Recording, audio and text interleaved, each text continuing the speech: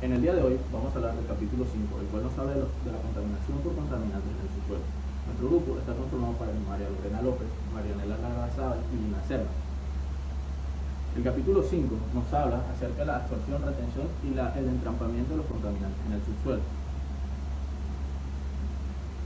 Los contaminantes pueden alcanzar las aguas subterráneas en una fase gaseosa disuelta en otros medios como aguas superficiales, aunque esto depende de las propiedades físico-químicas tanto del agua superficial que transporta el contaminante como las del contaminante mismo, y de otras propiedades propias del subsuelo, como la porosidad y la permeabilidad. Estas propiedades afectan el patrón de contaminación. Los contaminantes pueden estar constituidos por compuestos orgánicos e inorgánicos o una mezcla de estos. Tales compuestos presentan propiedades diferentes, lo que hace que estas reaccionen de diferente manera, incluso si alcanzan el subsuelo simultáneamente. La absorción. En el capítulo 5 vamos a hablar de la absorción de los contaminantes y de las propiedades absorbentes y la absorción de los contaminantes que se puede dar a partir de la absorción físico-química. Pero estos contaminantes pueden retenerse en el subsuelo, ya sea por precipitación, depositación o quedar entrampados. De igual manera, hablaremos de los fenómenos de histéresis y la formación de algunos residuos. El capítulo 5, en el cual hablamos de la absorción, retención y el entrampamiento de los contaminantes. La retención de los contaminantes. Esta está controlada por las propiedades físico-químicas y el patrón estructural de los absorbentes, así como de las propiedades de los contaminantes. Estas propiedades son propias de absorbentes que controlan la capacidad para retener, liberar el contaminante en el entorno superficial. Estos contaminantes pueden absorberse en la fase sólida o en la fase líquida a partir de partículas suspendidas y dependen de factores ambientales como la temperatura, el pH y el contenido de agua en el subsuelo antes de la contaminación. Otros factores físicos de retención incluyen precipitación, depositación y entrampamiento. Muchas veces los contaminantes consisten en más de un solo contaminante y funcionan como una mezcla de estos, de compuestos tóxicos, ya sean orgánicos o inorgánicos, y estos a su vez reaccionan de manera totalmente diferente, incluso si alcanzan a la misma vez el subsuelo. Propiedades de superficies absorbentes. Los minerales de las arcillas, de los óxidos y las sustancias humificadas son el principal absorbente natural de los contaminantes. Acá podemos ver en la tabla la composición y la carga química característica de los silicatos.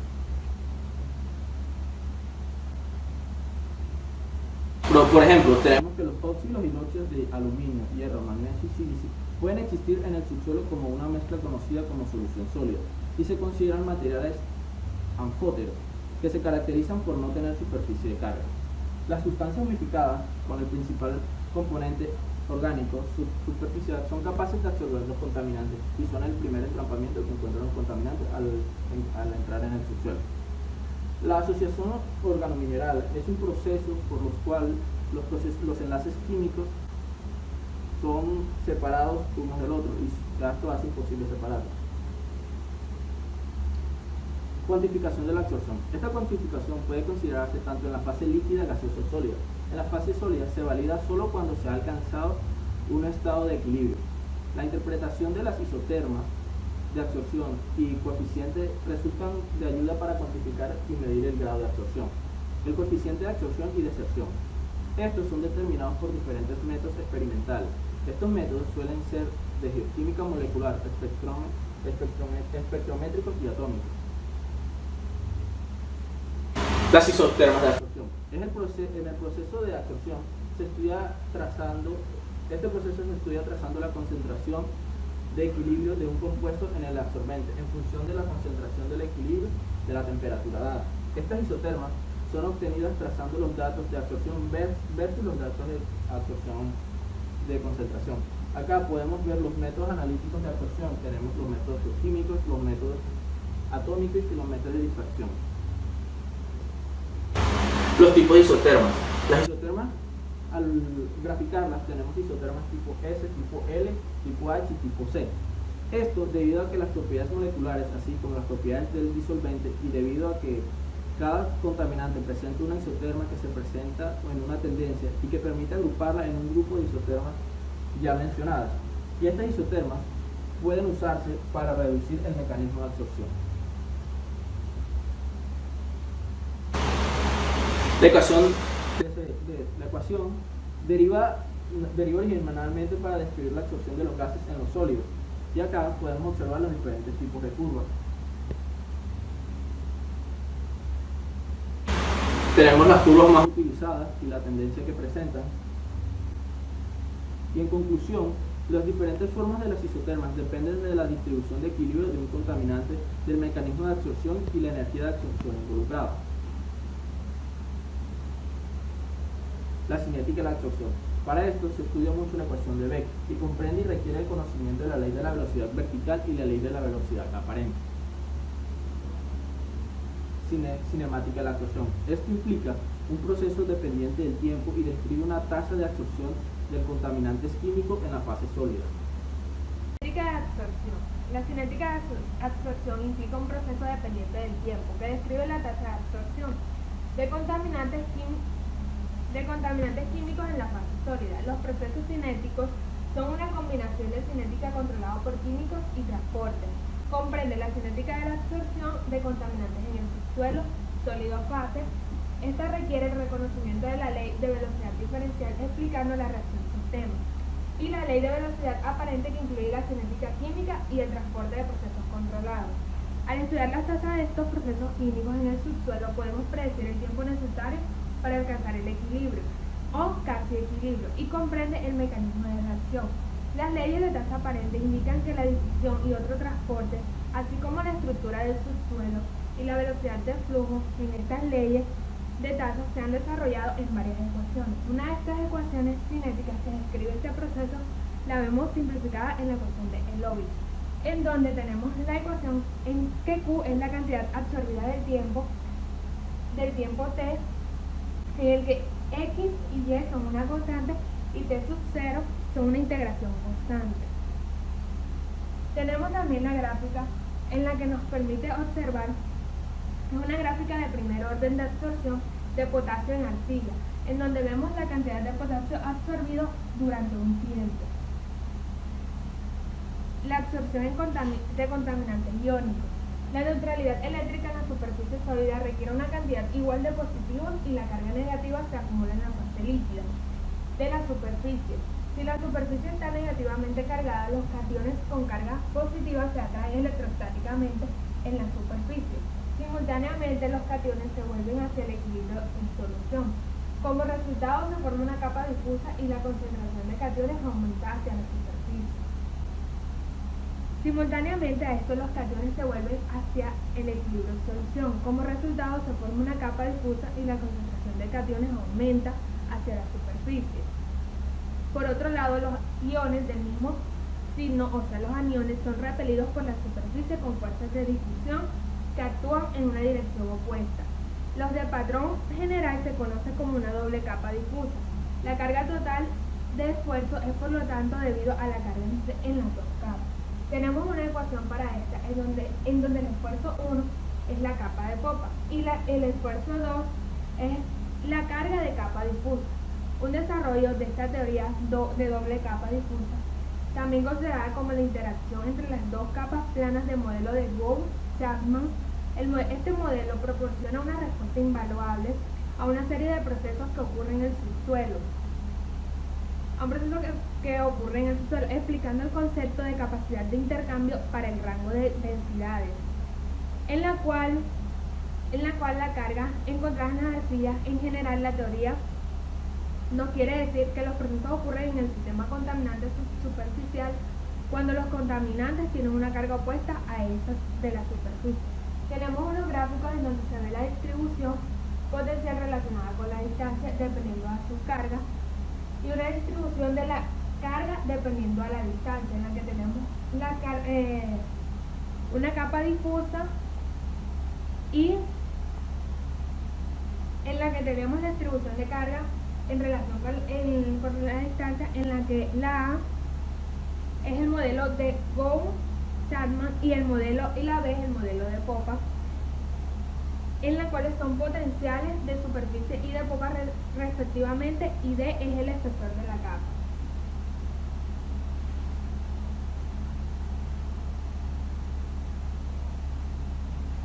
Bueno, los primeros trabajos de Boyle realizados en celulitas mostró que el proceso de intercambio, está controlado por difusión y la velocidad de reacción está limitada por la masa de fenómenos de transferencia que son difusión de películas o difusión de partículas dependientes. En condiciones naturales, los cationes de compensación de la carga se mantienen en una fase sólida superficial representativa de la siguiente manera, dentro de los cristales de la capa intermedia.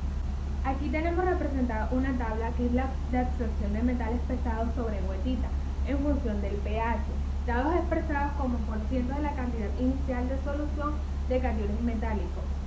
Este también representa la absorción de elementos traza por minerales del suelo. También tiene un sistema de elementos traza en el sistema animal de la planta de subsuelo. También tenemos aquí la fórmula en donde T sub E, vendría siendo esta, es el coeficiente de difusión en el agua, el contenido de agua en el suelo en la fase sólida sería este, y F es el factor de impedancia relacionado con la tortuosidad, y Z sub S, SS es el catión de concentración en el subsuelo en la fase sólida y acuosa, expresada como masa volumen, y C sub este, que sería este, es la concentración de catión en solución. Fuerzas de absorción relacionadas con la entalpía. Los procesos de intercambio de ligando implican el reemplazo de uno o más ligandos por respecto al sorbente. En algunos casos, el proceso de intercambio de ligandos se puede considerar como una reacción de condensación, por ejemplo, entre un grupo de carboxilo y una superficie de hidroxilaluminio. En algunas condiciones es muy probable que participe en las reacciones de intercambio de ligando cuando las sustancias únicas interactúan con un material de arcilla. El mecanismo de protonación incluye fuerzas electrostáticas de Coulomb, resultantes de una superficie cargada. El desarrollo de la acidez superficial por la fase sólida del subsuelo ofrece la posibilidad de que los solutos que tienen grupos funcionales orgánicos selectivos de protones puedan ser absorbidos a través de una reacción de protonación. Las fuerzas de Van der Waals también incluyen las fuerzas de dispersión que surgen de las correlaciones entre el movimiento de electrones en una molécula y los de moléculas vecinas. Bajo tales condiciones, incluso una molécula sin momento dipolar permanentemente forma un dipolo instantáneo como resultado de las fluctuaciones en las disposiciones de su nube de electrones. Este dipolo instantáneo polariza la carga de otra molécula para dar un segundo dipolo incluido, lo que resulta en una atracción dipolo-dipolo mutua. Todas las moléculas están sujetas a la atracción por fuerzas de dispersión, ya sea que se produzca o no interacciones más específicas entre iones o dipolos, aunque los dipolos momentáneos y los dipolos incluidos cambian constantemente de posición, el resultado neto es una atracción débil. Bueno, en cuanto a la imagen, se puede decir de que la absorción relacionada con la entropía, denominada torsión hidrofóbica o interacción solvofóbica, es la partición de compuestos orgánicos no polares fuera de la fase acuosa polar en superficies hidrofóbicas. El cambio de entropía se debe en gran medida a la destrucción de la cavidad ocupada por el soluto en el solvente y la destrucción de la capa de agua estructurada que rodea a la que se encuentra sobre ella. La absorción hidrofóbica, al ser un proceso impulsado por la entropía, proporciona la mayor contribución a la absorción de contaminantes hidrofóbicos en las fases sólidas superficiales. Bueno, factores que afectan la absorción. Independientemente de las propiedades moleculares de los contaminantes, los constituyentes de la fase sólida subsuperficial son un factor principal que controla los procesos de absorción. Tanto los componentes minerales como orgánicos de las fases sólidas interactúan diferencialmente con contaminantes iónicos y no iónicos, y en todos los casos los factores ambientales, contenidos de agua subsuperficial, química y temperatura afectan al mecanismo, extensión y velocidad de absorción de contaminantes. Las propiedades estructurales de la fracción de arcilla subsuperficial son un factor de control en la definición de la velocidad y el alcance de los procesos de intercambio iónico. En el caso de la caolinita, por ejemplo, las capas tetraédricas de las láminas de arcilla adyacentes se mantienen fuertemente unidas por enlaces de hidrógeno y solo los sitios superficiales como los planos están disponibles para el intercambio. Retención no absorbente de contaminantes. La retención no física de sustancias químicas en el subsuelo ha recibido menos atención, a pesar del hecho de que cantidades significativas de contaminantes pueden retenerse mediante procesos distintos de los puramente absorbentes. Precipitación de contaminantes. La precipitación de contaminantes implica la acumulación de una sustancia para formar una nueva fase sólida, a Granel señaló que tanto la absorción como la precipitación implican una pérdida de material de la fase acuosa, pero la absorción es intrínsecamente bidimensional, ocurre en la superficie de la fase sólida, mientras que la precipitación es intrínsecamente tridimensional, ocurriendo dentro de los poros y a lo largo de los límites de la fase sólida. Los enlaces químicos que se desarrollan debido a la formación de la fase sólida en ambos casos pueden ser muy similares. Además, las mezclas de precipitados pueden dar como resultado sólidos heterogéneos como un componente restringido a una capa exterior delgada debido a la escasa difusión. Bueno, en la siguiente tabla encontramos que, teniendo en cuenta que los metales pesados y de transición pueden alcanzar el agua subsuperficial como cationes hidratados a pH neutro, pueden comportarse como ácidos debido a la formación de una capa de hidratación que rodea el cation. La acidez de los cationes hidratados depende de los valores constantes de disociación ácida. Cuando menor es el valor de pKa, cuanto menor es el valor del metal, menos es el pH que se va a formar, que se forman de los precipitados.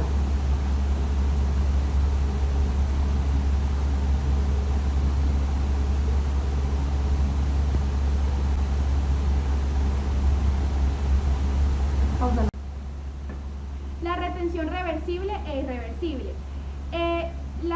La retención reversible e irreversible de contaminantes en la fase sólida superficial es un proceso importante para determinar las concentraciones de contaminantes y controlar su redistribución desde la superficie de la tierra al agua subterránea. Después de ser retenidos en el sólido, los contaminantes pueden liberarse en la fase líquida superficial, desplazarse como líquido invisible en agua o transformarse en la fase gaseosa superficial o desde la superficie cercana a la atmósfera. La forma y la velocidad de liberación se rigen por las propiedades de la fase contaminante y la fase sólida, así como por las condiciones ambientales superficiales. Los contaminantes que ingresan previamente a los organismos vivos mediante un proceso de absorción pueden liberarse posteriormente. En muchos casos, las isotermas de liberación no coinciden con las isotermas de retención, lo que indica el fenómeno de la histéresis. ¿Qué es la histéresis genuina? Esto es, la histéresis genuina se considera cuando la liberación de contaminantes se produce solo por desorción. Los datos experimentales pueden interpretarse en términos de desorción genuina solo cuando el sistema está en equilibrio y las moléculas liberadas son aquellas absorbidas en la superficie de la fase sólida. Las moléculas introducidas de nuevo en la solución como resultado de la disolución, la difusión, fuera de la matriz sólida o de la transformación biótica-biótica no pueden considerarse moléculas desorbidas. En el subsuelo es casi imposible distinguir entre moléculas desorbidas y moléculas que no fueron sometidas a absorción y desorción. Las isotermas que pueden diferir en los isotermas de absorción para los sistemas que no están en equilibrio, porque la tasa de desorción es menor que la tasa de absorción. Tratamientos teóricos para la absorción de gas y para la absorción de soluto indican que la energía de activación para la absorción es cero o cercana a cero. Bajo estas condiciones, estos autores demostraron que la energía de activación para la desorción es mayor que para la absorción. En consecuencia, la tasa de desorción es menor que la absorción. Este patrón de comportamiento también es válido cuando la absorción es acompañada de disociación a las moléculas absorbidas. Histéresis aparente.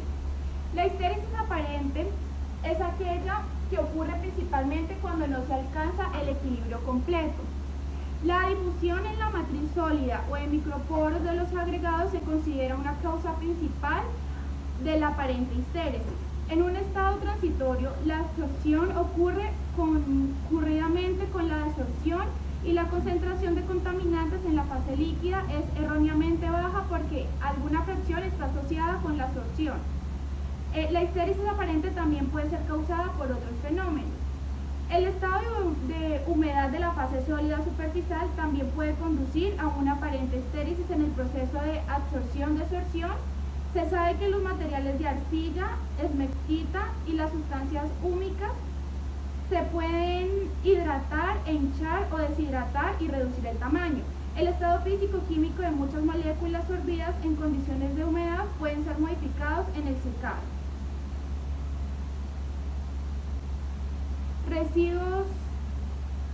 Los residuos encuadernados. Estos son los no extraíbles en el suelo. Son especies químicas provenientes de pesticidas que no se extraen por métodos que no combinan significativamente la naturaleza química del residuo. Los contaminantes que ingresan al subsuelo contienen muchos grupos funcionales similares de las materias orgánicas naturales y así participan en muchas de las mismas transformaciones biológicas y químicas.